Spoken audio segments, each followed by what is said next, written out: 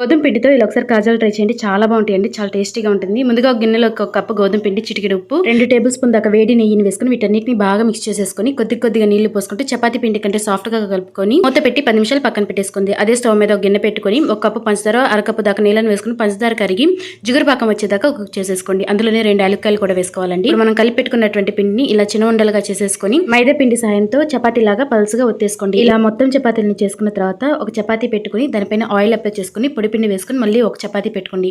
ఇదే విధంగా 5 చపాతీలను పెట్టుకున్న తర్వాత ఇలా వీడియోలో చూపిస్తున్నట్టుగా రోల్ చేసేసుకొని అంచుల మట్ట వాటర్ అప్లై చేసేసుకొని ఇలా పూర్తిగా రోల్ చేసేసుకోండి.